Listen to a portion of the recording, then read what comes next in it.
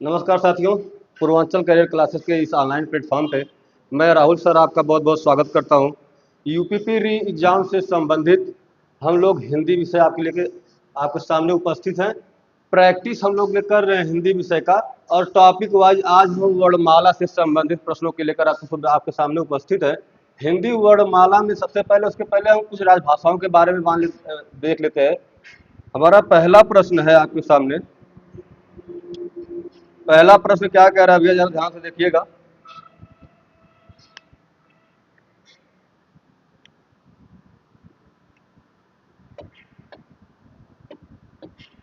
चलिए, पहला प्रश्न कह रहा है कि हिंदी राजभाषा आयोग की स्थापना कब की गई थी।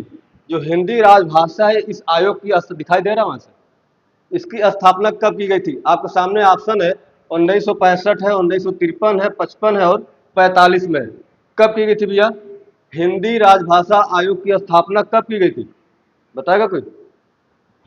हाँ जी, 1955 में हिंदी राजभाषा आयोग की स्थापना 1955 ईस्वी में किया गया था। राष्ट्रपति ने इस पर हस्ताक्षर कब किया था? सन 1955 ईस्वी में। 1955 ईस्वी में। दूसरा क्वेश्चन देखिएगा क्या कह रहा है कि किस हिंदी के अंतर्गत मालवी भाषा बोली जाती है। मालवी भाषा जो है यह किस हिंदी के अंतर्गत बोली जाती है, चाहे वह मालवी भाषा हो, चाहे मारवाड़ी हो, और चाहे मेवाती हो, और चाहे वह जयपुरी हो, चाहे जयपुरी हो। मालवी हो, मारवाड़ी हो, मेवाती हो या जयपुरी हो, ये जो बोली है ये किस हिंदी के किस भाषा के अंतर्गत बोली जाती है। आप बताएंगे, क्या यह बिहारी हिंदी के अंतर्गत बोली जाती है, क्या यह खड़ी बोली के, क्या पूर्वी या राजस्थानी। देखो गजस्थानी लिख दिया है, ये रहा है राजस्थानी। बताइएगा कहाँ से ये पूर्वी हिंदी होगा। मारवाड़ी, मेवाती, जयपुरी, मालवी ये किसके अंतर्गत बोली जाती है? राजस्थानी के अंतर्गत। हाँ, जयपुरी है, मारवाड़ी है, मेवाती है, मालवी, सब की सब जयपुरी के अंदर बोली जाती है। जयपुरी एक भाषा है ना, जो कि क्या सौरसेनी अपभ्रंश के अंतर्गत आती है। हमने बताया था ना 7 प्रकार के अपभ्रंश होते हैं। पहला अपभ्रंश है सौरसेनी। अगर आपसे सीधा सीधा क्वेश्चन पूछ ले हिंदी, अगर क्रम पुस्तक हमने बताया था, संस्कृत है, उसके बाद पाली है, फिर प्राकृत है, उसके बाद अवहट या अपभ्रंश है, फिर हिंदी आती है। अपभ्रंश या अवहट के बाद सीधा सीधा हिंदी ला सकते हैं आप। अगर अपभ्रंश और अवहट नहीं है तो सौरसेनी जरूर दिया रहेगा, उससे हिंदी का विकास हुआ है। तो मालवी हो, मारवाड़ी हो, मेवाती हो, जयपुरी हो, इन बोलियों का जो किसके अंतर्गत बोली जाती है? राजस्थानी हिंदी के अंतर्गत बोली जाती है। अगला क्वेश्चन देखिएगा, अगला क्वेश्चन क्या कह रहा है। अगला क्वेश्चन बताइए, इसका उत्तर दीजिए। हिंदी किस प्रदेश की राजभाषा नहीं है? हिंदी किस प्रदेश की राजभाषा नहीं है? उत्तर प्रदेश, पंजाब, मध्य प्रदेश या बिहार। बताइए। हिंदी बहुत ज्यादा क्वेश्चन है, क्योंकि इसमें कुछ ये भी क्वेश्चन है, वर्णमाला का भी टोटल क्वेश्चन ले लिया गया है। थोड़ा जल्दी जल्दी बताइएगा आप लोग। उत्तर प्रदेश में भी तो हिंदी बोली जाती है, मध्य प्रदेश में भी, बिहार में भी, लेकिन पंजाब में पंजाबी बोली जाती है, जिसकी लिपि क्या होती है? गुरुमुखी। क्या लिपि होती है? गुरुमुखी। चलिए, अगला प्रश्न है, प्रश्न संख्या 4 क्या कह रहा है देखिएगा कि व्याकरण और वर्तनी की दृष्टि से कौन सी भाषा शुद्ध भाषा कहलाती है। यानी वर्तनी और व्याकरण की दृष्टि से कौन सी भाषा शुद्ध है। इसमें क्या व्याकरणिक भाषा है, क्या मानक भाषा है, या प्रांजल भाषा या साहित्यिक भाषा है। कौन सी भाषा वर्तनी की दृष्टि से शुद्ध बोली जाती है? व्याकरण हो या वर्तनी हो, दोनों के हिसाब से शुद्ध बोले जाने वाली भाषा कौन सी है? कौन सी? मानक भाषा। कौन सी भाषा है? मानक भाषा। आपका विकल्प भी सही हो जाएगा कि व्याकरण और वर्तनी की दृष्टि से कौन सी भाषा शुद्ध बोली जाती है, कहलाती है आपकी मानक भाषा। चलिए, अगला क्वेश्चन, अगला क्वेश्चन का आंसर दीजिए आप लोग, जल्दी से बताइए। संघ की भाषा हिंदी व लिपि देवनागरी होगी, ऐसा संविधान के किस धारा में कहा गया है? कौन में? 343 में। विकल्प नंबर बी आपका बिल्कुल करेक्ट हो जाएगा। क्वेश्चन बहुत अच्छा अच्छा है, अभी बताइएगा, लास्ट में फीडबैक देखिए कैसा कैसा क्वेश्चन है। डायरेक्टली क्वेश्चन नहीं मिलेगा तो बताइएगा। चलिए, तो संघ की भाषा हिंदी व लिपि देवनागरी ऐसा संविधान के किस धारा में है भैया? तो 343 में। चलिए, ये तो हो गया। अगला क्वेश्चन क्या कह रहा है? अगला क्वेश्चन देखिए कि हिंदी शब्द किस भाषा का शब्द है? हिंदी शब्द क्या सिंधी भाषा का है, प्राकृत का है, फारसी है या अवधी है? किस भाषा का है? बताइए भैया। फारसी भाषा का शब्द है। विकल्प नंबर सी बिल्कुल करेक्ट हो जाएगा आपका कि हिंदी भाषा जो है किस भाषा का शब्द है? फारसी भाषा का शब्द है, या फारसी भाषा का शब्द है। चलिए, अगला क्वेश्चन क्या कह रहा है देखिएगा कि देवनागरी लिपि का विकास हुआ किस लिपि से?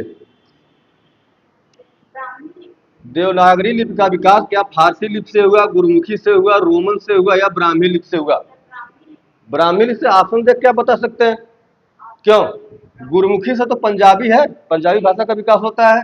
रोमन पद्धति आप चले जाइए, उसके बाद फारसी हुआ और ब्राह्मी लिपि हुआ। फारसी तो नहीं, आपको पता होगा अच्छी तरीके से। चलिए, फारसी लिपि क्या होती है? ब्राह्मी लिपि, यही आपका विकल्प नंबर डी बिल्कुल करेक्ट हो जाएगा कि देवनागरी जो लिपि है उसका विकास ब्राह्मी लिपि से हुआ है। किस लिपि से? ब्राह्मी लिपि से। चलिए, अगला क्वेश्चन है, क्या कह रहा है देखिएगा। कह रहा है कि राजभाषा विभाग की स्थापना कब की गई? बहुत महत्वपूर्ण क्वेश्चन है कि राजभाषा विभाग की स्थापना कब की गई है? क्या 14 सितंबर 1949 को किया गया, क्या 26 जनवरी 1950 को, या 5 अगस्त 1956 को, या 25 जून 1975 को? नहीं, 14 सितंबर 1949 में हिंदी को राजभाषा के रूप में अपनाया गया, बीजी खेर की अध्यक्षता में। 26 जनवरी 1949, ये तो संविधान का क्वेश्चन है कि पूर्णतः अंगीकार हुआ हमारा संविधान, पूर्ण रूप से लागू हो गया। इसका कोई मतलब नहीं। यही 25 जून सन 1975 की बात है। 25 जून 1975 को राजभाषा विभाग की स्थापना की गई। आपसे कोई भी पूछे कि राजभाषा विभाग की स्थापना कब की गई, तो 25 जून और सन 1975 ईस्वी को राजभाषा विभाग की स्थापना की गई। चलिए, अगला क्वेश्चन क्या कह रहा है देखिएगा। संविधान की किस अनुसूची में राजभाषाओं को सम्मिलित किया गया है? कौन सी में? 8वीं अनुसूची में। कुल कितनी भाषाएं हैं? 22 भाषाएं हैं। 8वीं अनुसूची, विकल्प नंबर बी आपका सही हो जाएगा। चलिए, बात समझ में आ रही है? क्यों? बताइए, बोला करिए। अगला क्वेश्चन है, इतना कम समय दे दिया है, समझे नहीं हमारा कि महीने में किया क्या जाए। हालांकि तैयारी, हाँ तैयारी आप लोग की बेहतर है, अच्छा है, बस प्रैक्टिस करते रहिए।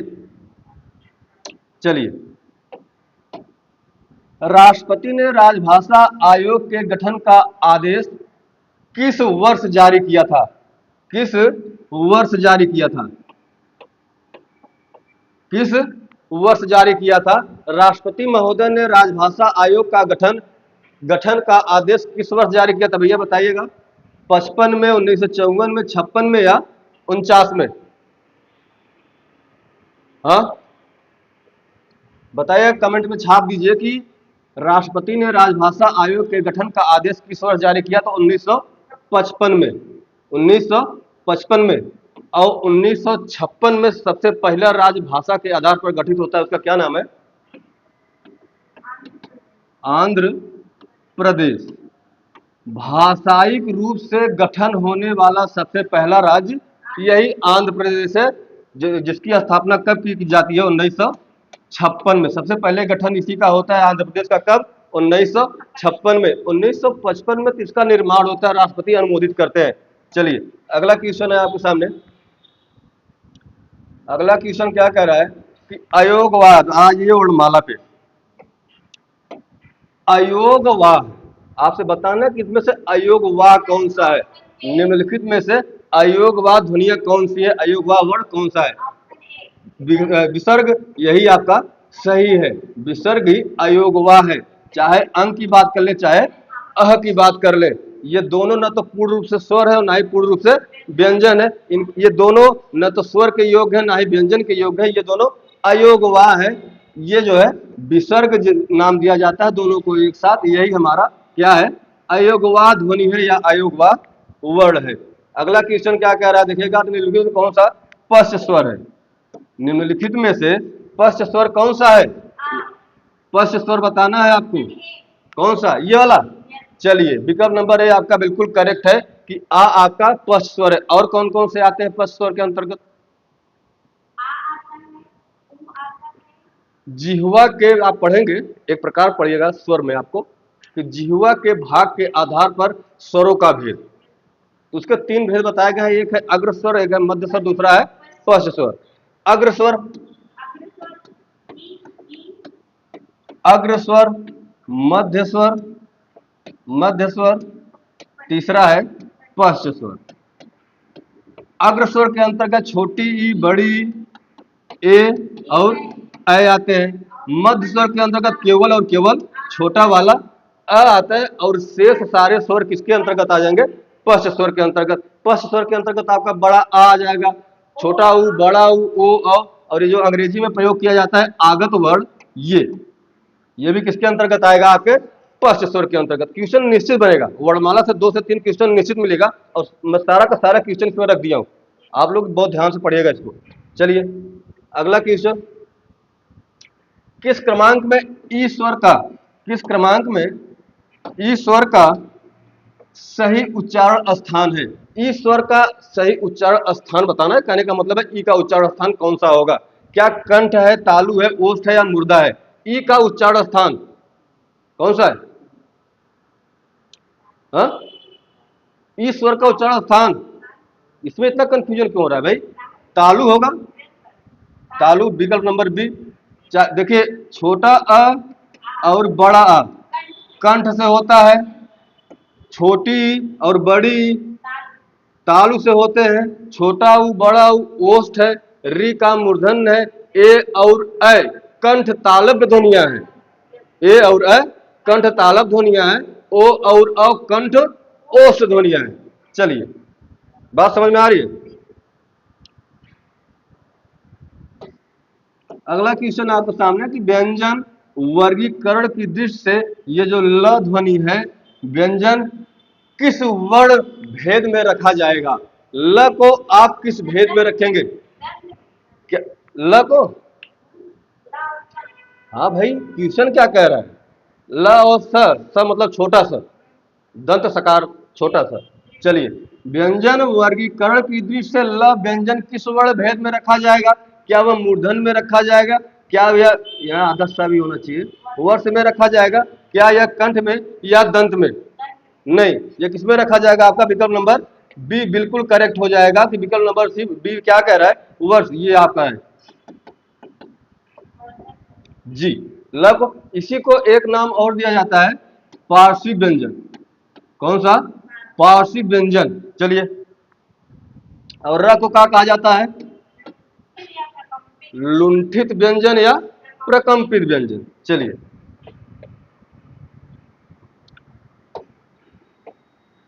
देखिएगा भैया कि हिंदी शब्द कोश में, हिंदी शब्द कोश में ज्ञान शब्द कहाँ मिलेगा? बहुत ही प्यारा क्वेश्चन है, बताइए हिंदी शब्दकोश में ज्ञान शब्द कहाँ मिलेगा?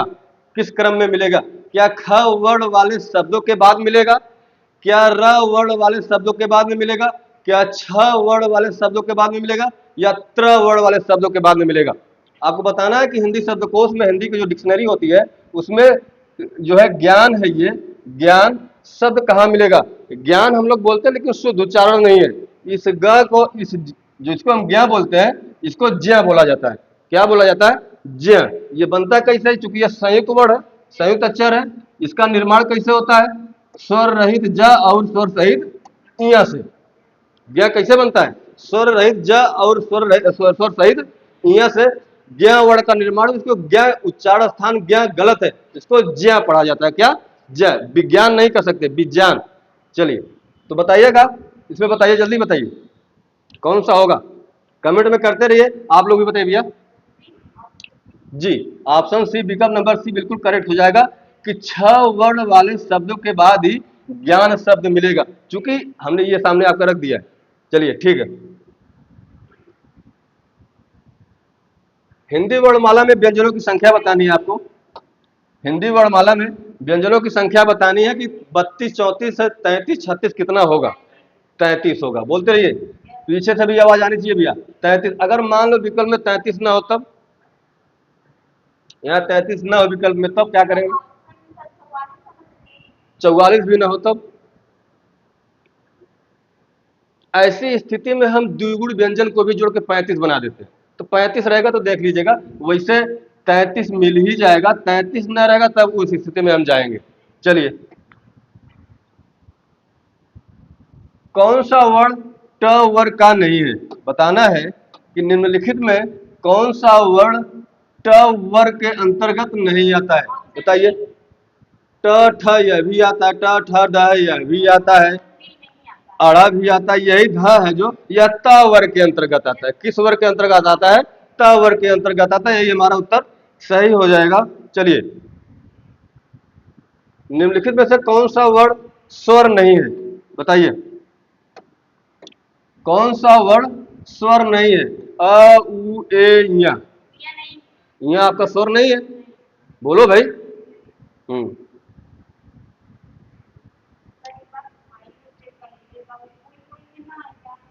क्या क्या बताइए। हम्म हम्म अच्छा अच्छा। चलिए, ये 19 नंबर वाला देखिए क्या कह रहा है कि हिंदी भाषा में कुल कितने स्वर हैं? हिंदी भाषा में कुल कितने स्वर है? स्वरों की संख्या बतानी है आपको कि हिंदी वर्णमाला में स्वरों की संख्या कुल कितनी है? कुल 11 स्वर है। कुल कितने स्वर हैं? 11 स्वर हैं। मात्राएं कितनी है? हिंदी वर्णमाला में मात्राओं की संख्या कितनी है? 10 है। चलिए, क ग, बताइएगा, इसका उत्तर दीजिए। क ग द और फ ध्वनियां किसकी हैं? क्या वह अरबी सॉरी संस्कृत की ध्वनियां है? क्या वह अंग्रेजी की ध्वनियां है, अरबी फारसी की ध्वनियां है, या दक्षिण भाषाओं की ध्वनियां है? बताइए, इसको तो बता ही सकते हैं आप, बहुत नॉर्मल क्वेश्चन। अरबी फारसी। जहां भी नुक्ता लगा रहे, जहां भी ये जो नुक्ता लगा हुआ है, ये लगा रहे, आप सीधे आंख मूंद कर बता दीजिएगा कि इसमें कौन सी ध्वनियां है। यह अरबी और फारसी ध्वनियां हैं। चलिए भैया, अगला क्वेश्चन। अगला क्वेश्चन कह रहा है कि जिन शब्दों के अंत में अ आता है उसे क्या कहा जाता है? उसे क्या कहा जाता है? उसे अकारांत कहा जाता है। जिन शब्दों के अंत में अ आता है उसे क्या कहा जाता है? अकारांत। और जिन शब्दों के अंत में ई आता है उसे क्या कहा जाता है? इकारांत कहा जाता है। अगला क्वेश्चन क्या कह रहा है, देखिएगा ध्यान से आप लोग। अगले क्वेश्चन को देखिए और बताइए कि 6 वर्ण किसके योग से बना है? स्वर रहित क और स्वर सहित मूर्धन्य स से ही हमारा 6 वर्ण बना हुआ है। इसीलिए हिंदी की डिक्शनरी में आप शब्दकोश में देखेंगे कि क के बाद किस वर्ण को रखा जाता है? छ को। सीधा सीधा क्वेश्चन पूछता है आपसे एक लाइन में, हिंदी वर्णमाला में क के बाद कौन सा वर्ण आता है? तो क के बाद कौन सा वर्ण आता है? यही छ आता है। चलिए भैया, निम्नलिखित में से कौन सा वर्ण उच्चारण की दृष्टि से दंत नहीं है? बताइएगा, कौन सा ऑप्शन होगा? Option D. त तो दंत वर्ग में आता है, त थ द ध द भी आता है, न भी आता है, लेकिन ये ट नहीं है, ये मूर्धा है, यानी मूर्धन्य के अंतर्गत आता है। चलिए, क्वेश्चन नंबर 23 हो गया। 24 देखिए क्या कह रहा है। 24 नंबर का क्वेश्चन कह रहा है कि हिंदी शब्दकोश में छ का क्रम, वही हमने बताया आपको कि छ का क्रम किस वर्ण के बाद आएगा? किस वर्ण के बाद आएगा? ऑप्शन नंबर ए बिल्कुल करेक्ट हो जाएगा आपका, क के बाद। चलिए भैया, अगला क्वेश्चन देख लीजिए। ज्ञ वर्ण किन वर्णों के योग से बना हुआ है? बताना है आपको कि ग वर्ण किन वर्णों के योग से बना हुआ है। कौन सा? ये option number B. Option number B आपका बिल्कुल करेक्ट हो जाएगा। स्वर रहित ज और स्वर सहित इया के योग से हिंदी वर्णमाला को जो संयुक्ताक्षर ज है या ज्ञ पढ़ा जाता है उसका निर्माण हुआ है।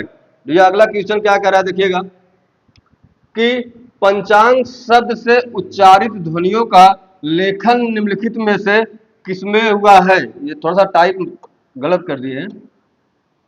पंचांग जो शब्द है उसका उच्चारण ध्वनियों के लेखन निम्नलिखित में से किसमें हुआ है बताइएगा। कौन सा शुद्ध रूप से लिखा गया वही बता दीजिए इसके अनुसार, पंचांग के अनुसार बताइएगा। ऑप्शन सी बिल्कुल सही है आपका, विकल्प नंबर सी बिल्कुल सही है। यही आपका पंचांग सही लिखा गया है शब्दों को उच्चारित ध्वनियों के अनुसार। यही आपका बिल्कुल विकल्प नंबर सी आपका करेक्ट हो जाएगा। चलिए भैया अगला क्वेश्चन क्या कर रहा है देखिएगा कि द्वित्व का प्रयोग किस शब्द में नहीं हुआ है बताइएगा। क्या होता है द्वित्व, जानते हैं आप लोग? चलिए इसमें आपका प्रयोग नहीं हुआ है। सच्चा में हुआ है, बच्चा में हुआ है, कुत्ता में हुआ है, दिल्ली में हुआ है, बग्गा में हुआ है। यानी दो समान वर्ण, एक आधा हो और एक पूरा हो, यानी एक स्वर रहित हो दूसरा स्वर सहित हो, वर्ण दोनों सेम ही होने चाहिए। जैसे दिल्ली में दो ला आ रहा है, एक तो पूरा ला आ रहा है स्वर रहित, उसके आगे स्वर रहित ला आ रहा है, दोनों समान वर्ण होने चाहिए। उसी को द्वित्व व्यंजन कहा जाता है, द्वित्व वर्ण कहा जाता है। तो इसमें आपका विकल्प नंबर सी आपका सही हो जाएगा। चलिए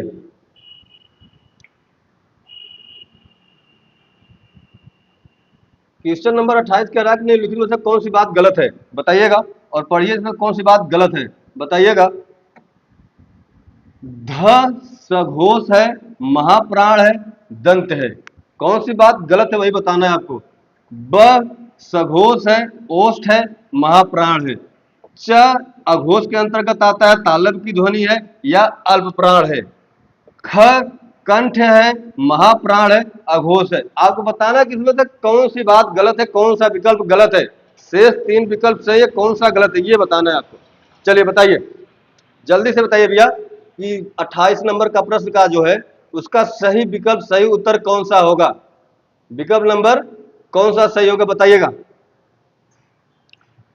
सबसे पहले आप हमें बताएंगे गूंज या नाद के आधार पर स्वर वर्णों के कुल कितने भेद होते हैं। गूंज या नाद के आधार पर स्वर वर्णों को कितने वर्गों में विभक्त किया गया है। दो वर्गों में, कौन कौन से?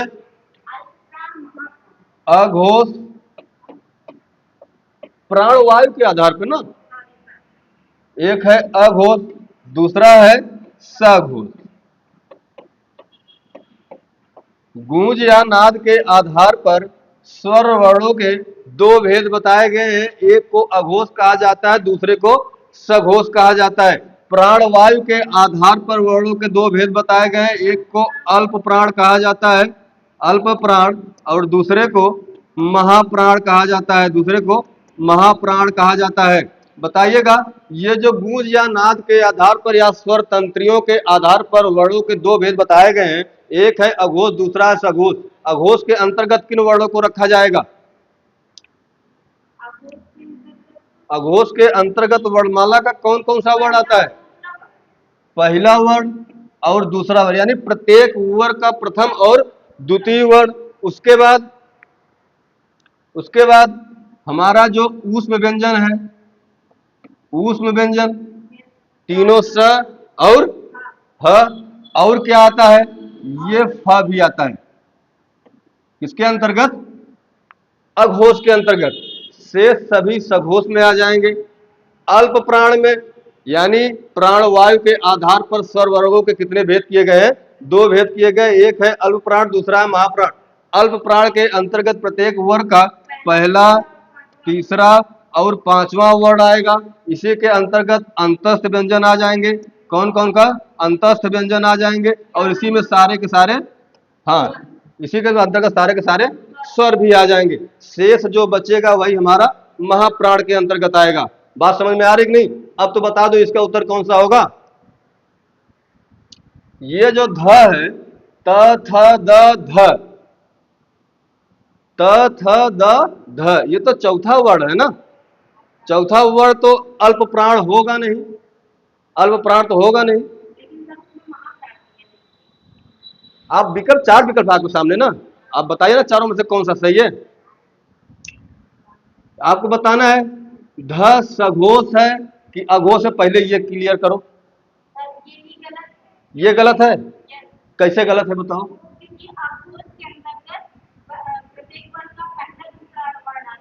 अघोष के अंतर्गत ना, ये तो सघोष है। ध्यान से पढ़िए क्वेश्चन को और सही उत्तर दीजिए। ध त थ द ध, ये चौथा वर्ण है त वर्ग का ना, और प्रत्येक वर्ग का पहला तीसरा पांचवा अल्प प्राण होता है, पहला दूसरा अघोष होता है। तीसरा चौथा पांचवा, तीसरा चौथा पांचवा ये सारे के सारे सघोष होते हैं।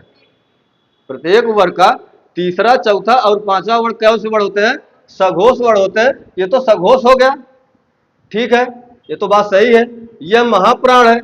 एक तीन पांच अल्प प्राण होते हैं, बकिया महाप्राण होता है, ये महाप्राण है कि नहीं है। बात नहीं समझ पा रहे। अरे भाई हमने यही तो लिखा है कि अल्प प्राण में पहला तीसरा पांचवा, ये तो चौथा अक्षर है ना, त वर्ग का चौथा अक्षर है ना, तो अल्प प्राण में तो आएगा नहीं, आएगा महाप्राण में। महाप्राण इसमें दिया है, महाप्राण दिया है। इसका उच्चारण स्थान त थ द ध वर्ग का उच्चारण स्थान दंत है ना, कौन सा है, दंत है। ये तो सही है ना, हमको गलत बताना है इसमें से गलत कौन सा है। ऐसे क्वेश्चन आ जाएगा तो दिक्कत हो जाएगी, थोड़ा ध्यान से पढ़िए इसको। ब सघोष है, ओष्ठ है या महाप्राण है। ब का तो उच्चारण स्थान ओष्ठ होता है, प फ ब भ म, यानी प वर्ग का उच्चारण स्थान ओष्ठ होता है, तो सही है। महाप्राण, महाप्राण में कौन कौन से हमने बताया कि महाप्राण के अंतर्गत आप सारे स्वर छोड़ दीजिए, पहला तीसरा पांचवा छोड़ दीजिए, अंत से व्यंजन को छोड़ दीजिए, शेष जो बचता है वो आपका कौन सा प्राण हो जाएगा, महाप्राण हो जाएगा।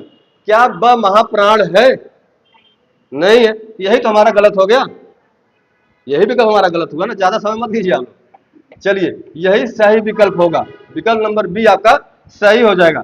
चलिए लाइट, लाइट आ गई है क्या, चलिए बहुत बहुत धन्यवाद भैया। देखिएगा अगला क्वेश्चन क्या कह रहा है, 29 नंबर का क्वेश्चन है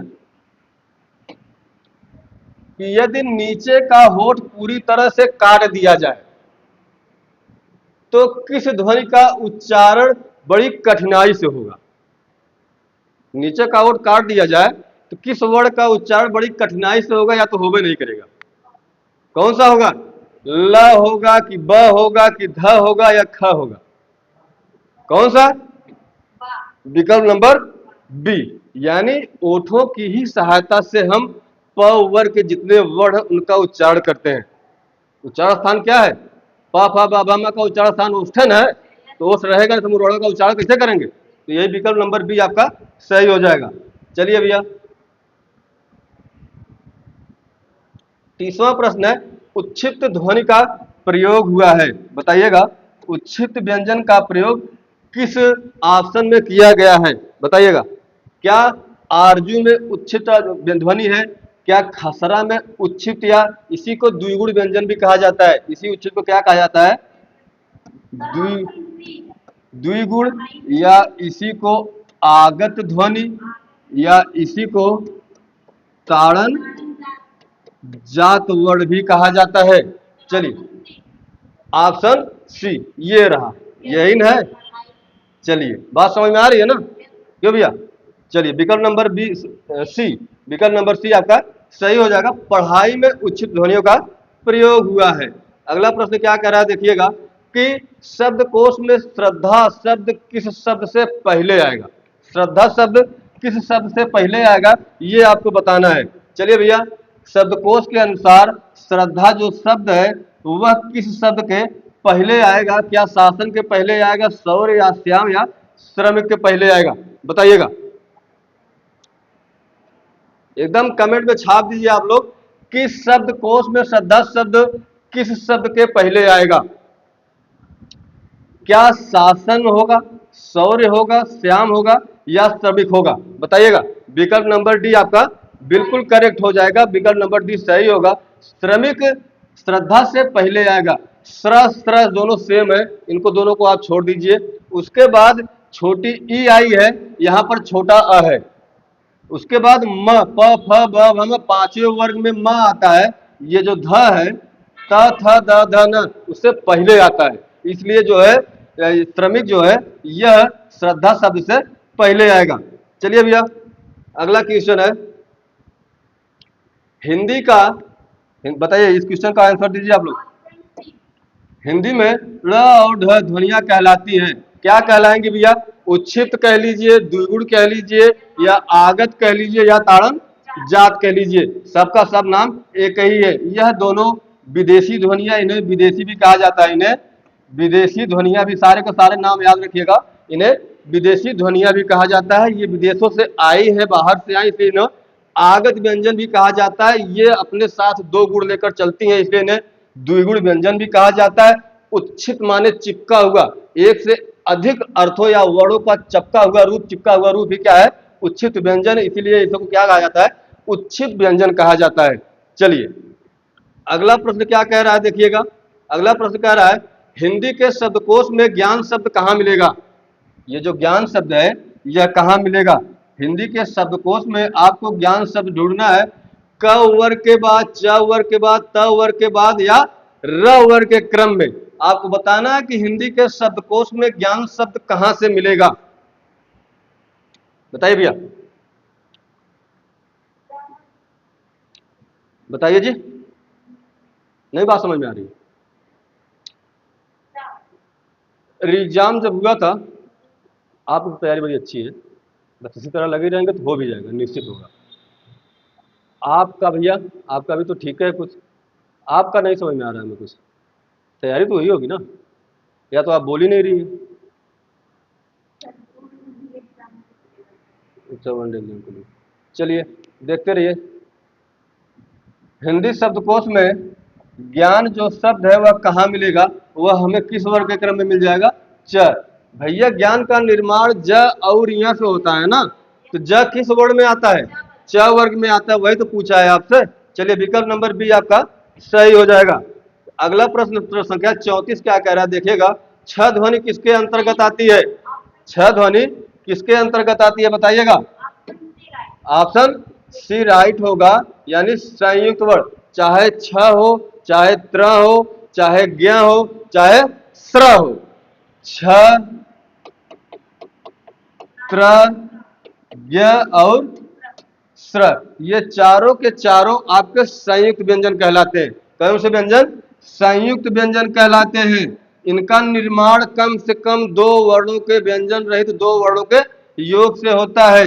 स्वर रहित क, स्वर सहित मूर्धन्य स, ये छ बना देता है त्र। स्वर रहित त और स्वर सहित र, ये बना देता है त्र। ज, स्वर रहित ज और स्वर सहित इया से ज्ञ का निर्माण होता है, या ज्ञ कहा जाता है। तालव्य स स्वर रहित होगा, तालव्य स स्वर रहित होगा, और र स्वर सहित होगा, जिससे स्र का निर्माण होता है। ये चार के चारों आपके कौन से वर्ण हैं? संयुक्त वर्ण है, संयुक्त व्यंजन है। चलिए भैया अघोष वर्ण कौन सा है आपको बताना है कि निम्नलिखित में अघोष वर्ण कौन सा है। अघोष वर्ण किसे कहा जाता है? हमने बताया गूंज या नाद के आधार पर दो प्रकार के होते हैं, छोटा ज ह और ग। अघोष बताना है आपको। ऑप्शन ए, कैसे ऑप्शन ए होगा बताओ? बता तो रहे हैं ना कि ये जो अल्प प्राण, महाप्राण, प्राणवायु के आधार पर, मुखाकृति के यानी ओष्ठाकृति के आधार पर, अग्र स्वर, मध्य स्वर, पश्च स्वर, घोष गूंजनाद के आधार पर। आप लोग या सब लोग कंफ्यूजन रहते हैं इसमें। अल्प प्राण के अंतर्गत सारे के सारे स्वर यर लव अंतस्थ, और प्रत्येक वर्ग का पहला, तीसरा और पांचवा आता है। किसके अंतर्गत? अल्प प्राण के अंतर्गत। शेष सभी महाप्राण है। अघोष के अंतर्गत पहला दूसरा वर्ण प्रत्येक वर्ग का, उसके बाद स ख स ह, उसके बाद स्वर तो भैया सब आपके उसमें आएंगे ना, घोष में आएंगे ना। ये अस्वर है ना, क्यों गलत कर रहा हूं क्या मैं? फिर काहे गलत कर रहे हैं? ये अ तो आपका स्वर है, ये कैसे अघोष हो जाएगा? ज है, ह है, ज्ञ है। ऑप्शन भी गलत है, इस क्वेश्चन का ऑप्शन भी गलत है। यहाँ पे तालब स कर देते हैं हम। अब बताओ कौन सा उत्तर सही होगा, आप बताओ, बोलो जी। ऑप्शन डी, यही आपका सही उत्तर हो जाएगा, यही आपका अघोष वर्ड हो जाएगा। चलिए 35वां 36वां क्वेश्चन क्या कह रहा है, देखिएगा कि घ का उच्चारण स्थल या उच्चारण स्थान बताना है। आप लोग ध्यान दीजिएगा, 5 वर्ग है। स्वरों का उच्चारण स्थान हमने बता दिया था अभी। 5 वर्ग है, एक क वर्ग है, एक च वर्ग है, एक ट वर्ग है, एक त वर्ग है, एक प वर्ग है। यानी क से लेकर अंगा तक क वर्ग में आएगा, च से लेकर इया तक च वर्ग में आएगा, ट से लेकर अ तक ट वर्ग में आएगा, त से लेकर न तक त वर्ग में आएगा, प से लेकर म तक किसके अंतर्गत आएंगे? प वर्ग के अंतर्गत। ये जो क वर्ग का उच्चारण स्थान है वह कंठ से होता है। किससे? कंठ से। च वर्ग का उच्चारण स्थान तालु होता है। क्या होता है? तालु होता है। ट वर्ग का उच्चारण स्थान मूर्धा होता है। त वर्ग का उच्चारण स्थान दंत होता है। और प वर्ग का उच्चारण स्थान ओष्ठ होता है। ओष्ठ क्या होता है? ओष्ठ होता है। यानी प वर्ग के अंतर्गत जितने वर्ण है सबका उच्चारण स्थान तो एक तो पक्का मिलेगा, याद रखिएगा। और जो प्रत्येक वर्ग का पंचमा अक्षर होता है, पांचवा अक्षर होता है, उसे अनुनासिक या नासिक व्यंजन कहा जाता है। उसे अनुनासिक या नासिक व्यंजन कहा जाता है। भाई वर्ण का उच्चारण दो प्रकार से होता है। एक तो केवल प्राणवायु मुख से बाहर निकलती है, और कहीं कहीं किन्हीं किन्हीं वर्णों में जैसे प्रत्येक वर्ग का पंचमाक्षर है उनका उच्चारण करेंगे, आपको मुख के साथ साथ प्राणवायु नाक के अगले भाग से भी निकलेगी, इसलिए इसको अनुनासिक व्यंजन भी कहा जाता है। किसको? प्रत्येक वर्ग के पंचमा अक्षर को। चलिए भैया 37 नंबर क्वेश्चन क्या कह रहा है, देखिएगा कि इनमें से संयुक्त व्यंजन कौन सा है। पूछा है संयुक्त व्यंजन कौन सा है इसमें से, तो संयुक्त व्यंजन बताना है। क्या ढ है, क्या ड है, क्या ट है, क्या? तो क्वेश्चन में गलत है, इसमें ऑप्शन गलत है, ऑप्शन नहीं दिया है। यहाँ ड की जगह आप छ त्राय ज्ञ स्रा कोई भी रख सकते हैं, मैं छ रख देता हूँ, यही आपका विकल्प नंबर डी सही। दरअसल टाइपिस्ट महोदय अभी शाम को मैटर बना के दिए थे, उसके बाद बहुत जल्दी जल्दी लगता है कर दिया, कहीं क्वेश्चन गलत कर दिया। फिलहाल कोई दिक्कत नहीं है, बात समझिएगा आप लोग कि संयुक्त अक्षर कौन सा है आपका, यही छ है, विकल्प नंबर डी सही हो जाएगा। निम्न में से कंठ ध्वनियां कौन सी है ये बताइए। कंठ ध्वनियां ऐसी ध्वनियां जिनका उच्चारण स्थान कंठ हो, उसे क और ख, यानी क वर्ग का उच्चारण स्थान क्या होता है? कंठ होता है। अच्छा, स्वर में छोटा अ और बड़ा इन दोनों का भी उच्चारण स्थान क्या है? कंठ है। चलिए अगला क्वेश्चन है 38-39 नंबर क्वेश्चन क्या कह रहा है कि बताइएगा, इसका उत्तर दीजिएगा। हमारे ऑनलाइन वाले भाई जो हमारे यूट्यूब के हैं वो भी बताएंगे कि स्थान के आधार पर बताइए कि मूर्धन्य व्यंजन कौन से हैं। इसमें से मूर्धन्य व्यंजन बताना है आपको। भाई तीनों ऑप्शन दिया है, क्या ग और घ मूर्धन्य व्यंजन होते हैं? नहीं, ये तो कंठ वाले हैं, इनका उच्चारण स्थान कंठ से होता है। ज और झ ये इनका उच्चारण स्थान तालब या तालु होता है। ये ड और द ये तो गलत ऑप्शन में है, ये द का त होता है, ड का मूर्धन्य होता है, ये तो ऑप्शन में गलत है। पूछा है तो मूर्धन्य का बताइए, इसी में ये रख देते हैं और ये रख देते हैं, विकल्प नंबर डी। अब बताओ यही सही होगा ना? ड और ढ यही हमारे मूर्धन्य व्यंजन के अंतर्गत आते हैं। चलिए भैया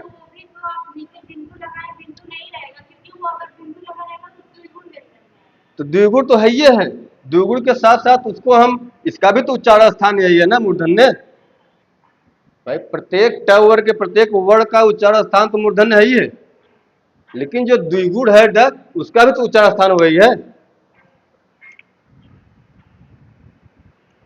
चलिए अगला क्वेश्चन देखिएगा, क्या कह रहा है 40 नंबर का प्रश्न। निम्नलिखित में से नासिक व्यंजन कौन सा है? दो ऑप्शन में भाई साहब बनाए हैं और यही सही होगा। ऑप्शन नंबर बी सही होगा, यानी प्रत्येक वर्ग का पंचमा अक्षर ही अनुनासिक या नासिक व्यंजन कहलाता है। चलिए भैया अगला क्वेश्चन, ये बताइए ए ऐ वर्ण कहलाते हैं, क्या कहलाते हैं? कंठ, हाँ हाँ, बताइए। कंठ तालव्य कहता है, इसका उच्चारण स्थान ए और ऐ का क्या है? कंठ तालव्य है। कंठ, हाँ ऑप्शन गलत है, कंठ तालु। तो हमारे टाइपिस्ट महोदय थोड़ा सा गड़बड़ काम कर दिए हैं। ए और ऐ का उच्चारण स्थान कंठ तालु है, ओ और औ का कंठ ओष्ठ है, याद रखिएगा। चलिए प्रश्न संख्या 42 क्या कह रहा है, ध्यान दीजिएगा और बताइएगा कि स, ये जो तालव्य स है, इसके साथ जो ये री है की मात्रा जोड़ने पर यह कौन सा वर्ण बनेगा? इसमें से आप बताइएगा, ये गलत बना दिए इसको, बताइए कौन सा सही होगा? सी सही होगा ना, तो ये बनेगा ना ही ये ना ही ये विकल्प नंबर सी आपका बिल्कुल करेक्ट हो जाएगा कि तालव्य स में री की मात्रा जोड़ देंगे, हमें जो श्रृंगार में श्री लगता है वही श्री भरकर तैयार हो जाएगा। चलिए अगला प्रश्न क्या है, प्रश्न संख्या 43 बताइएगा, इसका उत्तर क्या होगा भैया? वर्ण किसे कहते हैं? आपको बताना है वर्णमाला की परिभाषा।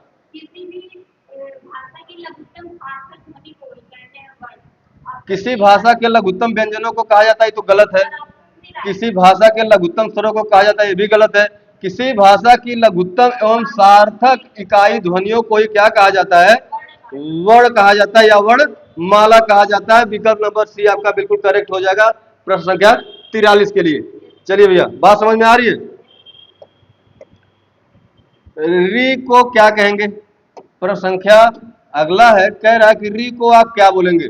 री को क्या वो कहेंगे? री को अक्षर कहेंगे, री को वर्णमाला कहेंगे, री को व्यंजन कहेंगे या री को स्वर कहेंगे? क्या कहेंगे? स्वर कहेंगे? क्या है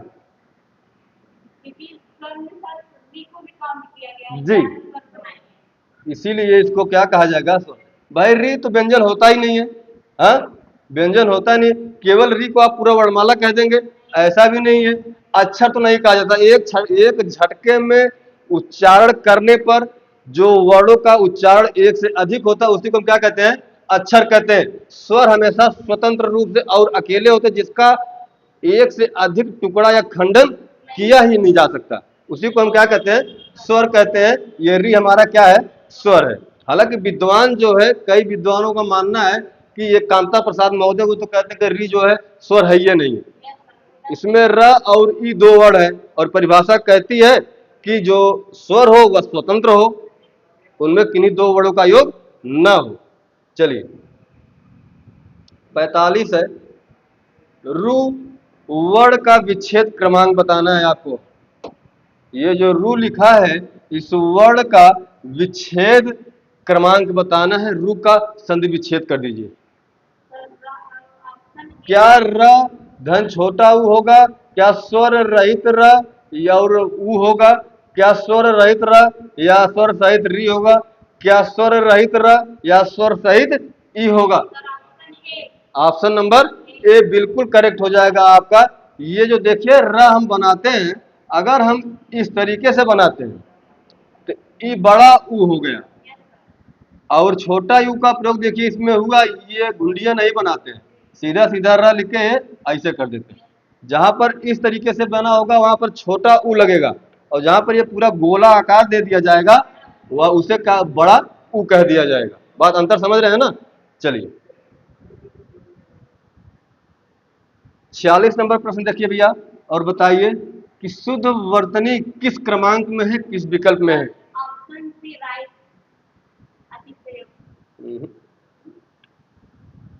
अतिशयोक्ति, अतिशयोक्ति, अतिशयोक्ति, अतिशयोक्ति, कौन सा विकल्प वर्तनी की दृष्टि से आपको बताना है कौन सा सही? ए वाला कौन सा सही होगा? विकल्प नंबर ए। छोटा सा, सॉरी, आधा सा नहीं होता है, पूरा का पूरा तालब सा होता है उसमें। चलिए, और थोड़ा सा आप लोग, हालांकि हम तो कराएंगे ही, आप लोग प्रतिदिन एक काम करिए, कुछ पर्यायवाची 5 या 10, 5 या 10 विलोम। हालांकि महत्वपूर्ण महत्वपूर्ण बिंदु मैं लेकर एक बार चर्चा करूंगा सारी की सारी, लेकिन आप लोग अभी से चलते रहिए। 10-10 क्वेश्चन कम से कम शुद्धि अशुद्धि का रोज देखिए, 10 क्वेश्चन विलोम का देख लीजिए, 10 क्वेश्चन तद्भव तत्सम का देख लीजिए, पर्यायवाची 10 क्वेश्चन देखिए। इतना तो आपको रोज करना है, और 1 महीने का समय, इतने में पूरा पर्याप्त तैयार हो जाएगा। चलिए ठीक, उसका कोई फार्मूला रूलत है नहीं, रटने वाली चीज़ें हैं वो सब, देखते रहिएगा, याद हो जाएगा। बाकी हम यहाँ पे प्रैक्टिस करा देंगे। चलिए, अगला क्वेश्चन है भैया कि स्वर तंत्रियों के आधार पर, स्वर तंत्रियों के आधार पर हिंदी वर्णमाला में व्यंजन के 2 वर्ग बनते हैं, वह कौन कौन से हैं? स्वर तंत्रियों के आधार पर, इसके पहले हम चर्चा कर चुके हैं, स्वर तंत्रियों के आधार पर हिंदी वर्णमाला में व्यंजकों के 2 वर्ग कौन कौन से बनेंगे? अघोष 2 बनेंगे, कौन कौन से? अघोष और सघोष। स्वर तंत्री कह दे, गूंज या नाद के आधार पर कह दे, तो हमें 2 ही प्रकार बताना है, एक अघोष, दूसरा सघोष। एक बार और सुन लो, अघोष के अंतर्गत प्रत्येक वर्ग का पहला दूसरा और ऊष्म व्यंजन आता है, बकिया सारे के सारे किसके अंतर्गत आएंगे? सघोष के अंतर्गत। चलिए, ऊष्म व्यंजन स ख स है, यानी तीनों स और ह ऊष्म व्यंजन कहे जाते हैं। क्यों ऊष्म व्यंजन कहा जाता है? क्योंकि इन वर्णों का उच्चारण करने पर हमारी प्राणवायु घर्षण करके निकलती है, गर्म होकर निकलती है, इसीलिए उसको ऊष्म व्यंजन कहा जाता है। स्पर्श व्यंजन, स्पर्श व्यंजन कितने होते हैं, कौन बताएगा? 25। स्पर्श व्यंजनों की संख्या कितनी होती है? 25। इसे स्पर्श व्यंजन ही क्यों कहा जाता है? स्पर्श व्यंजनों का उच्चारण करते समय हमारी जीवा हमारे मुख के आंतरिक भाग को, किसी न किसी भाग को अवश्य रूप से स्पर्श करती है, तब जाके उन ध्वनियों का उच्चारण होता है, और उन्हीं ध्वनियों को क्या कहा जाता है? स्पर्श व्यंजन। एक हो क्वेश्चन पूछता, स्पर्श संघर्षी व्यंजन किसे कहते हैं? केवल संघर्षी पूछ ले, केवल संघर्षी पूछ ले, तब क्या बताएंगे? केवल आपसे संघर्षी पूछ ले, हाँ, केवल संघर्षी पूछ ले, इसी को ऊष्म कहा जाता है, इसी को ऊष्म व्यंजन कहा जाता है। और स्पर्श संघर्षी पूछ ले, स्पर्श संघर्षी, तब हमारा क्या होगा? वही च से लेकर झ तक, च छ और झ झ तक, इया को मत जोड़िएगा इसमें, च से लेकर झ तक, ये स्पर्श संघर्षी व्यंजन है, और संघर्ष या ऊष्म व्यंजन हमारे वही तीनों स और ह है। बात समझ में आ रही है? चलिए, 48 नंबर का प्रश्न क्या कह रहा है? 48 नंबर का प्रश्न देखिएगा ध्यान से और बताइएगा कि ये जो ज है, यानी ज्ञ जिसे पढ़ते हैं आप, व्यंजन किन ध्वनियों से बनता है? ये तो हो ही चुका है, चलिए इसको हम स्किप करते हैं। किस क्रम में सघोष महाप्राण काकल्य व्यंजन है, बताइएगा? किस क्रम में सघोष महाप्राण काकल्य व्यंजन है? क्या क है, छ है, ह है, ल है? ह होगा ना? कौन सा? यही विकल्प नंबर सी आपका करेक्ट हो जाएगा कि महाप्राण भी है और काकल्य भी है, यही ह जी। चलिए, प्रश्न संख्या 50 नंबर देखिएगा भैया, क्या कह रहा है 50वां प्रश्न कि किस क्रम में ड और ढ व्यंजनों के लिए सटीक बात कही गई है? हैं? इसी को क्या कहा जाता है? इसी को उच्छिप्त व्यंजन कहा जाता है। क्या कहा जाता है?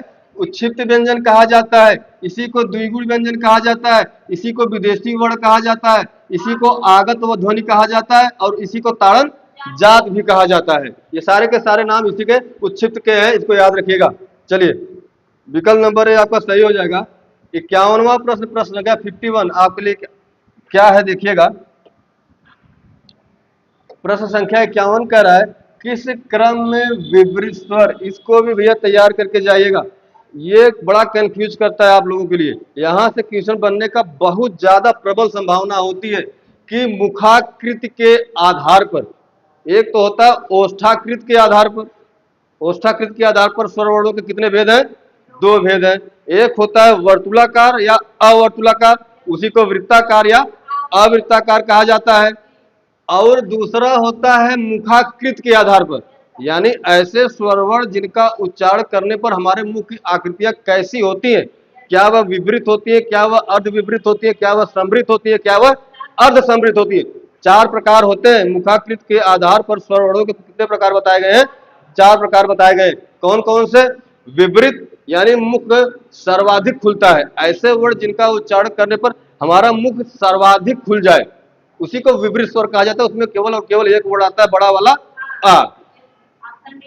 और कौन सा था? चलिए ज्यादा समय मत लीजिए भैया, प्रैक्टिस ही करते हैं केवल। किस क्रम में विवृत स्वर है, किस क्रम में है? विकल्प नंबर बी आपका, डी आपका बिल्कुल करेक्ट हो जाएगा। यही आपका विवृत, सॉरी यही आपका विवृत स्वर है। चलिए, देवनागरी लिपि में कुल कितने स्वर होते हैं भैया? आपसे क्वेश्चन पूछ रहा है कि देवनागरी लिपि में कुल कितने स्वर होते हैं? क्या 10 होते हैं, 11 होते हैं, 12 होते हैं, 13 होते हैं?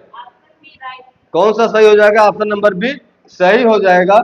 यही विकल्प बी आपका बिल्कुल करेक्ट हो जाएगा कि कुल, चाहे भैया अगर देवनागरी नाम से पूछ ले या देवनागरी न पूछे या सीधा सीधा पूछ ले, हिंदी वर्णमाला में स्वरों की संख्या कुल कितनी है? कितनी है? 11 है। हिंदी वर्णमाला में मात्राओं की संख्या कितनी है? 10 है। चलिए, संयुक्त व्यंजन किस क्रमांक में है बताइएगा? संयुक्त व्यंजन किस विकल्प में है? विकल्प नंबर ए में है, बी में है, सी में है कि डी में है? संयुक्त व्यंजन बताना है आपको।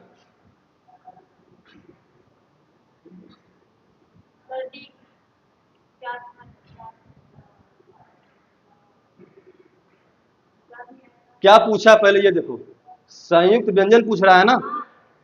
संयुक्त व्यंजन कितने होते हैं? हाँ, तो इसमें क्या है?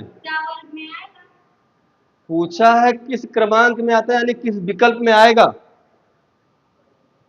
आपसे वर्ग नहीं पूछा किस वर्ग में आएगा, आपसे पूछा कि संयुक्त व्यंजन किस क्रमांक में है। ये जो चार क्रम दिए गए हैं विकल्पों के, उस क्रम की बात ये कर रहा है। हाँ, तरह तो होगा नहीं करता है जी, छत्राई ज्ञासरा यही ना होता है। चलिए, ऑप्शन बी आपका सही हो जाएगा, यही आपका करेक्ट हो जाएगा। चलिए भैया, अगला प्रश्न क्या कह रहा है देखिएगा कि अंतस्थ व्यंजन है। अंतस्थ व्यंजन कौन कौन से होते हैं? अंतस्थ य, र, ल, व, य, र, ल और व, यही आपके कैसे व्यंजन है? अंतस्थ व्यंजन है। अंतस्थ व्यंजनों की संख्या कितनी है? 4 है। अंतस्थ व्यंजन इन्हें क्यों कहा जाता है? इनका उच्चारण करने पर जो भाई आवाज, ध्वनि क्या है? वायु है ना, वायु एकदम अंतिम स्थान से, हृदय की गहराइयों से निकलती है। अंतिम स्थान से चलकर बिना किसी अवरोधक, बिना किसी रुकावट के सीधा बाहर आ जाए, उसी को क्या कहा जाता है? अंतस्थ व्यंजन कहा जाता है, जिनकी संख्या 4 है, य, र, ल और व। य, र, ल और व। तो बंद हो गया, अच्छा चालू होने दीजिए। अंतस्थ व्यंजन हो गया। उस व्यंजनों की संख्या कितनी है? 4 है। द्विगुण व्यंजन कितने होते हैं? 2 होते हैं। कौन कौन से? ध और ढ। चलिए बताइए, हिंदी वर्णमाला में वर्णों की कुल कितनी संख्या है? स्वर और व्यंजनों की कुल कितनी संख्या है? टोटल संख्या बताइए। स्वर और व्यंजनों की संख्या बताइए, हिंदी वर्णमाला में स्वर और व्यंजनों की कुल कितनी संख्या है?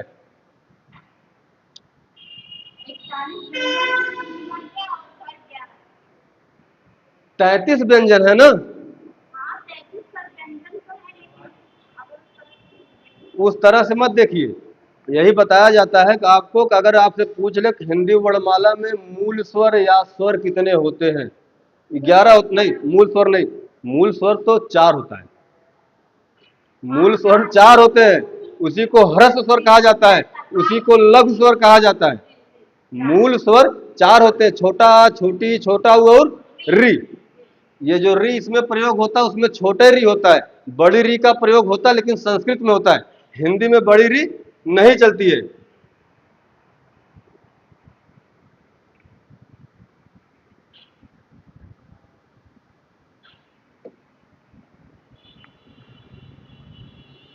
कहाँ है, हमको ये भी नहीं पता।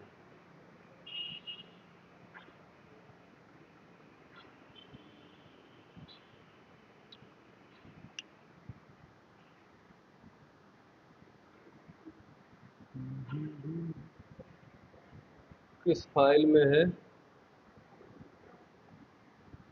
हम्म, किस फाइल में है जी?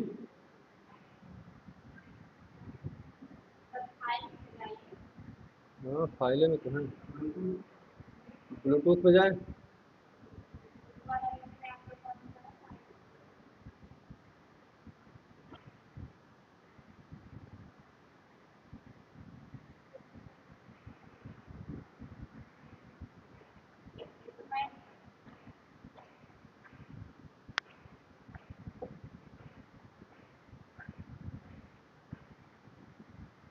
थोड़ा आवाज़ दे दीजिए यशवंत सर को। यशवंत सर को थोड़ा थोड़ा।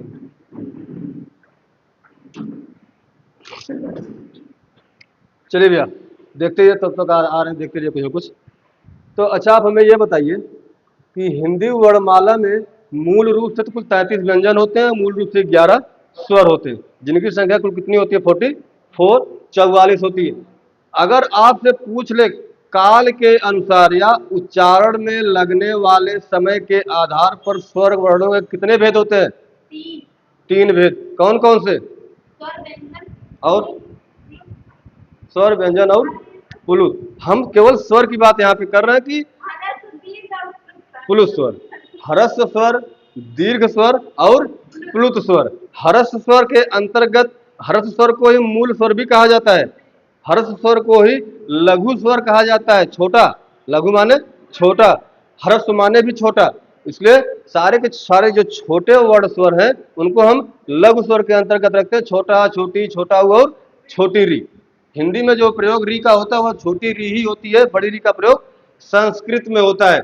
जो आपका दीर्घ स्वर है, जिसे संधि स्वर भी कहा जाता है, दीर्घ स्वर को क्या कहा जाता है? संधि स्वर भी कहा जाता है। इसके अंतर्गत उन चार मूल स्वरों को छोड़ दीजिए, सारे के सारे स्वर उसी के अंतर्गत आ जाएंगे। किसके अंतर्गत? दीर्घ स्वर कहा जाएगा।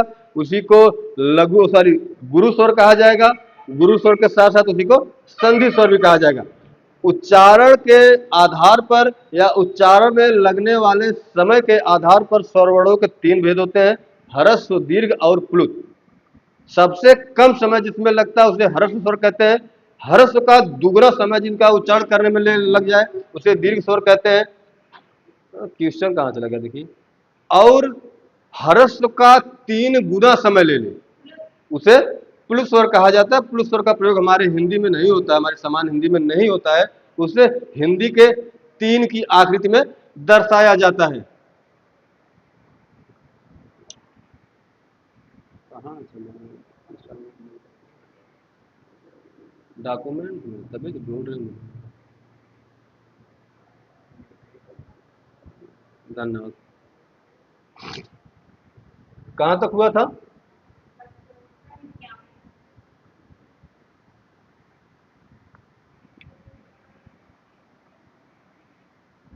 यहाँ तक हुआ था। किस क्रम में विपरीत स्वर है? किसमें है? आपके ऑप्शन नंबर डी, ये भी सही था आपका। चलिए, देवनागरी लिपि में कुल कितने स्वर होते हैं? ये भी हो गया था। संयुक्त व्यंजन किस क्रमांक में? ये भी हो गया था आपका। अंतस्थ व्यंजन, ये भी हो गया था। उच्चारण के कालमान को क्या कहा जाता है? बहुत प्यारा क्वेश्चन है, बताइएगा। उच्चारण के केवल शब्दों का फेर है, शब्दों का हेर फेर है, इसमें और कुछ है नहीं जी। विकल्प नंबर डी आपका सही हो जाएगा कि उच्चारण के कालमान, काल माने समय, काल माने समय, काल का मान जो है कितना समय ले रहा है, मान बता रहा है किस वर्ग के उच्चारण में कितना समय लग रहा है उच्चारण करने में, वही बता रहा है, वही पूछ रहा है। तो इसका क्या मतलब है? ये काल मान क्या बताता है भाई?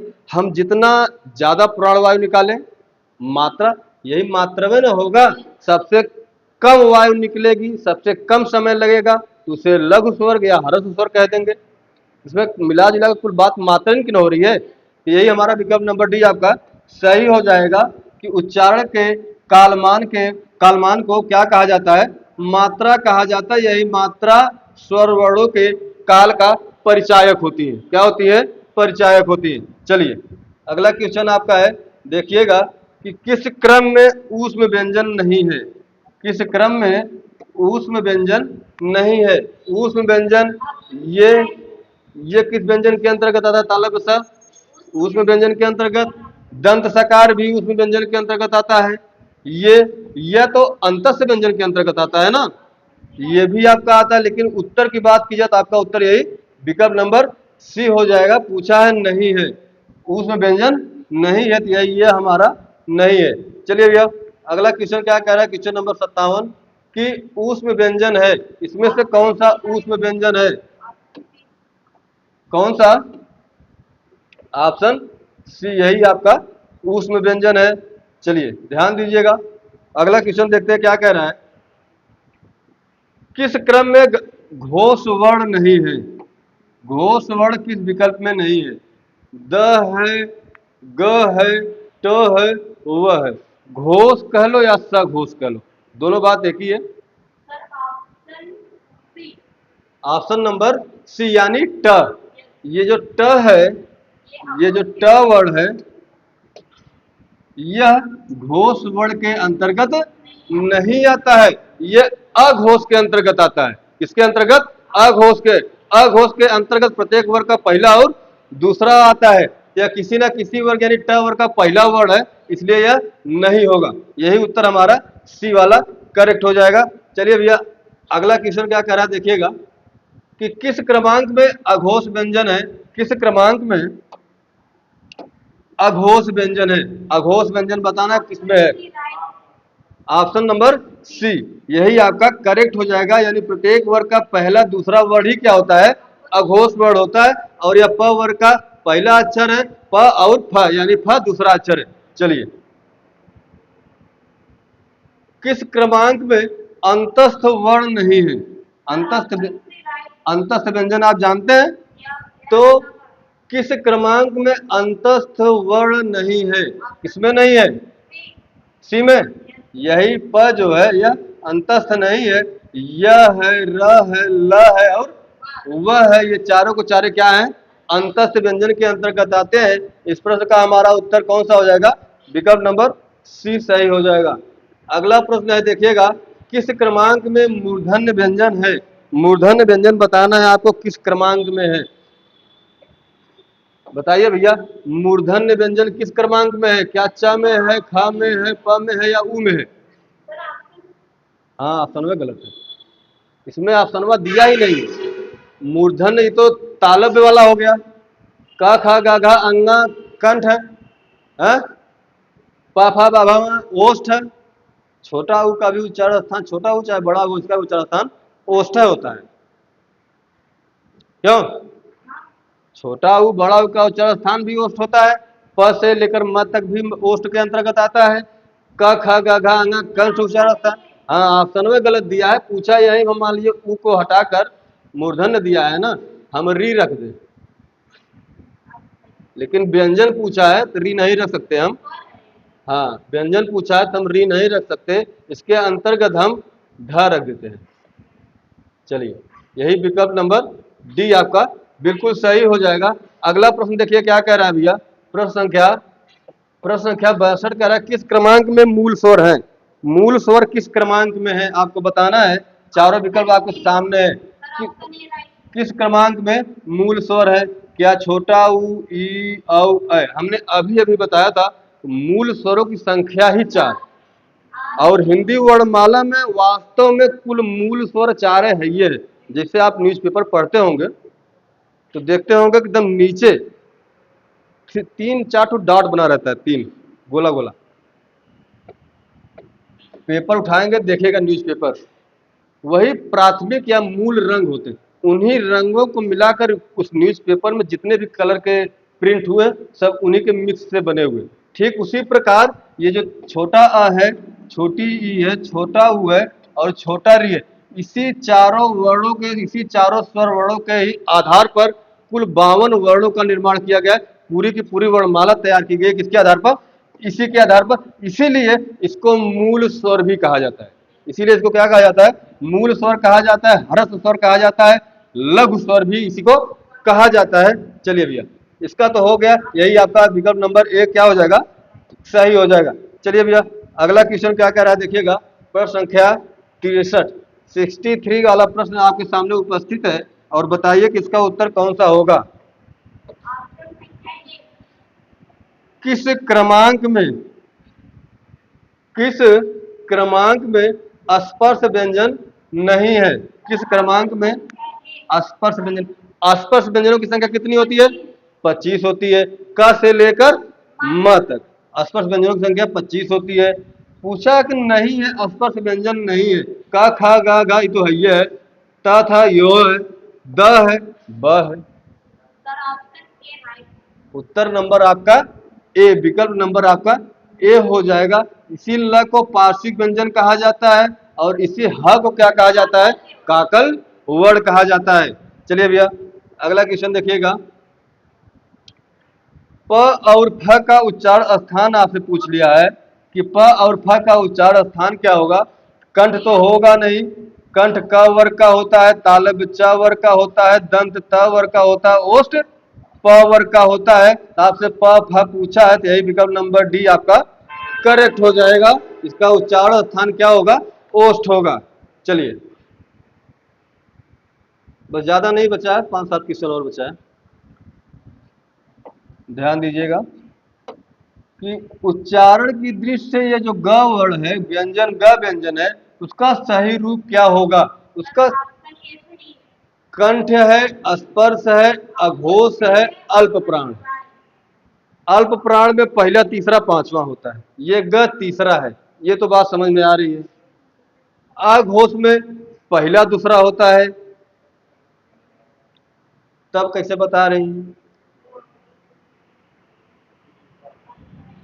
एक है हमको मालूम, सारा चेक क्या करने की जरूरत है? हमको एक है देखना है ना। कौन सा? ये तो गलत हो ही गया। कंठ स्पर्श सघोष अल्प प्राण। अल्प प्राण तो है ग, ये बात सही है।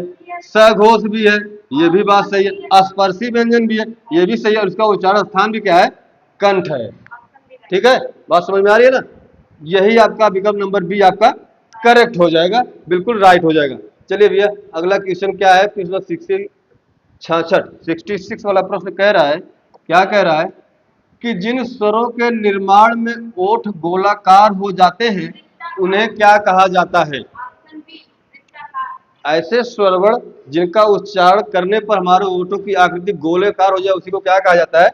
वृत्ताकार कहा जाता है या वर्तुलाकार, या वर्तुलाकार कहा जाता है। इसी को वर्तुलाकार कहा जाता है। इसके अंतर्गत कौन कौन से वर्ण आते हैं? भाई जिन वर्णों का उच्चारण निर्माण होठ के गोलाकार होने पर होता है उसे तो आप बता दिए वृत्ताकार कहते हैं। ओ औ और ये जो आगत ध्वनिया है, ये आ, इसका भी प्रयोग होता है। मूल रूप से 4 होते हैं, छोटा ऊ, बड़ा ऊ, ओ और औ। इन्हीं को पश्च ध्वनि भी कहा जाता है। हमने अग्र मध्य पाश पढ़ा था ना। ये जो होते हैं यही सारे के सारे पश्च में भी आते हैं। तो यानी वृत्ताकार ध्वनिया और पश्च ध्वनिया दोनों एक ही है। छोटा ऊ, बड़ा ऊ, ओ औ, और ये जो अंग्रेजी में प्रयोग किया जाता है आ, आगत ध्वनि, ये सबकी कैसी है? वृत्ताकार यानी वर्तुलाकार है। और इसी को पश्च व्यंजन यानी जिह्वा के भाग के आधार पर पूछ ले तो इन्हीं को पश्च व्यंजन भी कहा जाएगा। चलिए 67वां क्वेश्चन कह रहा है कि भाषा में स्वतंत्र रूप से उच्चारित ध्वनियों को निम्नलिखित में से किस नाम से जाना जाता है? बताइएगा किस नाम से? स्वर नाम से। विकल्प नंबर डी आपका सही हो जाएगा कि भाई स्वतंत्र रूप से केवल स्वर का ही उच्चारण किया जा सकता है। व्यंजन का उच्चारण कभी स्वतंत्र रूप से नहीं किया जा सकता, केवल स्वर का उच्चारण स्वतंत्र रूप से किया जाता है। इसीलिए इसका उत्तर क्या हो जाएगा? डी वाला सही हो जाएगा। अगला क्वेश्चन क्या है? 68 नंबर देखिएगा। हिंदी वर्णमाला में मूल स्वर कितने हैं? मूल स्वर कितने हैं? हाँ बहुत सही है, बताइएगा, कोई गलती नहीं है प्रश्न। हाँ यही 4 है, छोटा, छोटी, छोटा ऊ और री। यही हिंदी वर्णमाला में कुल 4 मूल स्वर हैं। इन्हीं को ह्रस्व स्वर भी कहा जाता है, इन्हीं को ह्रस्व स्वर कहा जाता है, इन्हीं को लघु स्वर भी कहा जाता है। चलिए अगला क्वेश्चन है, निम्न में से सघोष के साथ साथ अल्प प्राण भी है। निम्नलिखित में से सघोष के साथ साथ अल्प प्राण भी है, वही बताना है। क्या क सघोष है? सघोष है क्या क? ये क वर्ण सघोष है? नहीं, ये तो गलत हो गया। त थ द पहला दूसरा अघोष होता है, बकिया तीसरा चौथा पांचवा सघोष होता है। ये द 3 नंबर पे आता है। क्या यह सघोष है? है। क्या अल्प प्राण भी है? प्रत्येक वर्ग का पहला, तीसरा और पांचवा, यह द अल्प प्राण भी है, यह द सघोष भी है। दोनों शर्तें पूरी कर रहा है, इसीलिए यही हमारा विकल्प सही हो जाएगा। ये च और छ यह तो अघोष होगा ना, यह भी गलत होगा। ये जो चौथा वर्ण है क ख ग घ, ये तो सघोष होगा, लेकिन अल्प प्राण नहीं होगा। अल्प प्राण में पहला, तीसरा, पांचवा होता है, ये 4 नंबर पे आता है, इसलिए यह भी गलत होगा। विकल्प नंबर बी आपका सही हो जाएगा। चलिए, किस क्रमांक में ईश्वर का सही उच्चारण है? बताइएगा। हाँ, उच्चारण स्थान पूछा है कि उच्चारण स्थान ई का क्या है, हमने बताया छोटी ई हो चाहे बड़ी हो, दोनों का उच्चारण स्थान क्या होगा? तालु या तालब। विकल्प नंबर बी आपका करेक्ट हो जाएगा 70वें प्रश्न के लिए। 4 प्रश्न और बचे हैं आपके। बोरियत तो नहीं हो रही है? होना भी नहीं चाहिए, अगर होता है तो बहुत बुरी बात है। चलिए, किस तिथि को हिंदी, हम तो चाहेंगे कि अगर हमको हमको देखिए पैसा नहीं कमाना है। आज 6-7 महीने से चल रहे, मैं इलाहाबाद से मुझे आए हुए लगभग 6 महीना हो गया। 6 क्या, मैं जनवरी में आया हूँ। पिताजी की तबीयत हमारी बहुत खराब हो गई थी, 1 महीना मैं लेके वहीं मुंबई में था जनवरी में, तब से इलाहाबाद छोड़ दिया हूँ और तब से आके यही ऑनलाइन चला रहा था। तो मन में आया कुछ लोगों का कुछ हेल्प हो जाए। पैसा कमाने का कोई उद्देश्य नहीं, हमें कोई 20 दिन में क्या दे देगा। उनको चलाना होता तो हम बहुत पहले सलाह दी होती। आज 6 महीने से ऑनलाइन कोचिंग चल रही है आपकी। टीजीटी का हम चला रहे हैं, आज करीब 4 महीना हो गया कल से। हाँ, बताइएगा कि किस तिथि को हिंदी को राजभाषा बनाने का निर्णय लिया गया? हिंदी को राजभाषा के रूप में अपनाया जाए, वह कौन सी तिथि थी? न, हमने भी आते पहले इस क्वेश्चन को कराया था। इस क्वेश्चन को हमने कराया था, आप लोग भूल रहे, बताइएगा। 14 सितंबर 1949, इसीलिए तो 14 सितंबर को हिंदी दिवस मनाया जाता है ना। तो वही तो चीजें घुमा फिरा के पूछ रहा है, काहे कंफ्यूज हो रहे हैं इसमें। चलिए, विकल्प नंबर सी आपका सही हो जाएगा। 71 नंबर प्रश्न आपका, प्रश्न संख्या 72 क्या कह रहा है, देखिएगा। 72 नंबर का प्रश्न कह रहा है कि बघेली बोली का संबंध किस उपभाषा से है? हमने कल बताया था कि 5 उपभाषाएं हमारी हिंदी में हैं। उन्हीं 5 उपभाषाओं में कुल 18 बोलियां निहित हैं। बोलियों की संख्या कुल 18 है, उपभाषाओं की संख्या 5 है, जो कि सभी अपभ्रंश के अंतर्गत समाहित है। 7 प्रकार के अपभ्रंश थे, हमने बताया था। सबसे पहला सौरसेनी बताया था। कौन सा? सौरसेनी अपभ्रंश। दूसरा है खस अपभ्रंश, खस अपभ्रंश। तीसरा है ब्राचड़, ब्राचड़ को ये भी ड़ लगा सकते हो, ये न लगा चाहो तो ये ड़ लगा सकते हो, ब्राचड़ है। चौथा है पैसाची,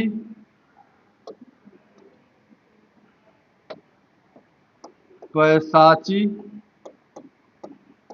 और तीसरा, चौथा, पांचवा हो गया महाराष्ट्री, महाराष्ट्री। छठवां हो गया अर्धमागधी, अर्धमागधी। हाँ, बता रहे हैं। और 7वां हो गया आपका, 7वां कौन सा हो गया? मागधी। जी बोलिए। हाँ,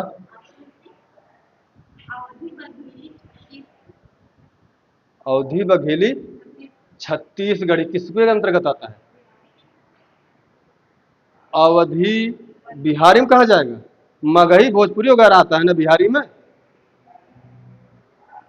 भोजपुरी, मगही, मैथिली, 3 भाषाओं बोलियों का नाम याद कर लीजिए। चाहे मैथिली हो, चाहे मगही हो, चाहे भोजपुरी हो, यह बिहारी हिंदी के अंतर्गत आती है। और बिहारी हिंदी एक प्रकार की उपभाषा है जो कि मागधी अपभ्रंश के अंतर्गत आती है। क्या हुआ? देखो, ये जो मागधी अपभ्रंश है, ये मागधी ये मागधी अपभ्रंश के अंतर्गत एक उपभाषा पाई जाती है जिसे बिहारी हिंदी कहते हैं। जिसे क्या कहते हैं? बिहारी हिंदी कहते हैं। यह बिहारी हिंदी एक प्रकार की उपभाषा है। यह बिहारी हिंदी उपभाषा है जो कि मागधी अपभ्रंश के अंतर्गत आती है। और इसके अंतर्गत कुल 3 बोलियां आती हैं। एक है मैथिली। हाँ, किसमें? नहीं, अभी बता रहे। एक है बिहारी, सॉरी, मैथिली। दूसरा है मगही। और चौथा है भोजपुरी। तीसरा है भोजपुरी। भोजपुरी की बात कर ले, बिहारी सब भोजपुरी बोलते हैं। मगहिया पान वहीं मिलता है। और मैथिली, मिथिला नरेश मैथिली, आपका ये भी बोली किसके अंतर्गत आती है? बिहारी। आपने क्या कहा? मैथिली, सॉरी, अवधी, बघेली, छत्तीसगढ़ी। ये एक है आपका भ्रंश कहा गया अर्धमागधी। अर्धमागधी के अंतर्गत एक उपभाषा है पूर्वी हिंदी।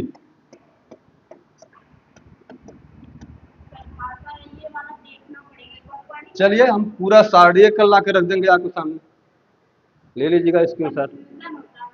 एक नहीं, कंफ्यूज मत होइए, हम उसका कल एक चार्ट आपके सामने रख देंगे, आप वही देख लीजिएगा कि पूर्वी हिंदी एक उपभाषा है।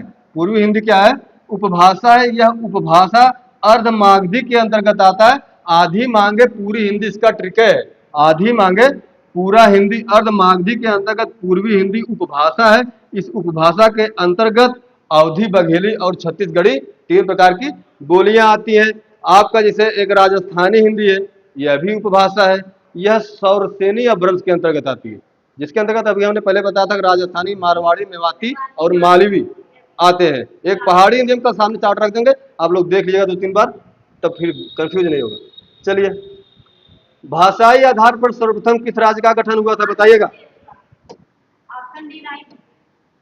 भाषा के आधार पर सर्वप्रथम आंध्र प्रदेश राज्य का गठन हुआ था सन 1956 में। 1956 ईस्वी में सर्वप्रथम भाषा के आधार पर आंध्र प्रदेश राज्य का गठन हुआ था। विकल्प नंबर डी आपका सही हो जाएगा। अंतिम प्रश्न आज का है, आज देख लीजिए अंतिम प्रश्न आज का, कि भाषा के आधार पर भारतीय राज्यों की पुनः संरचना की गई थी। कब की गई थी? बताइएगा। भाषा के आधार पर भारतीय राज्यों की पुनः संरचना कब की गई थी? है? हाँ, भाषा के आधार पर पूछा है, तो भाषा के आधार पर तो 1956 में हो जाएगा। प्रश्न संख्या 74 का विकल्प नंबर डी आपका बिल्कुल सही हो जाएगा। भाषा के आधार पर सर्वप्रथम आंध्र प्रदेश राज्य की स्थापना हुई। या सीधा सीधा इस तरीके से पूछ ले कि भाषा के आधार पर भारतीय राज्यों की पुनः संरचना कब की गई, तो 1956 में की गई। और सबसे पहले आंध्र प्रदेश की गई। और राष्ट्रपति ने इस पर हस्ताक्षर या अनुमोदित कब किया था? 1955 ईस्वी में। कब? 1955 ईस्वी में। चलिए, आज तो बस इतना ही, इसमें और प्रश्न नहीं है, 74 ही प्रश्न था। इससे ज्यादा प्रश्न और बन नहीं रहे थे वर्णमाला से। इससे ज्यादा आपका अगर जितना प्रश्न कराया गया है उससे बाहर आएगा भी नहीं, ये चीज मान के चलिए। अच्छा, लगा कैसे आपको ये बताइएगा। जो प्रश्न था, प्रश्नों का संग्रह कैसा था? ठीक ठाक प्रश्न थे जी। वर्णमाला में इससे बढ़िया प्रश्न और हो ही नहीं सकते। कल हम सोच रहे हैं आपका संज्ञा, सर्वनाम और बस संज्ञा सर्वनाम रखते हैं, क्योंकि क्रिया विशेषण मिला देंगे बहुत लंबा हो जाएगा, 200 प्रश्न हो जाएगा। क्योंकि क्रिया और विशेषण दोनों बहुत महत्वपूर्ण टॉपिक हैं, उसको ज़्यादा ध्यान से पढ़ना होगा। तो हम कल संज्ञा और सर्वनाम, आप लोग दोनों चीज़ें देख के आइएगा। संज्ञा और सर्वनाम को पढ़ के आइएगा, हम उस पर चर्चा करेंगे।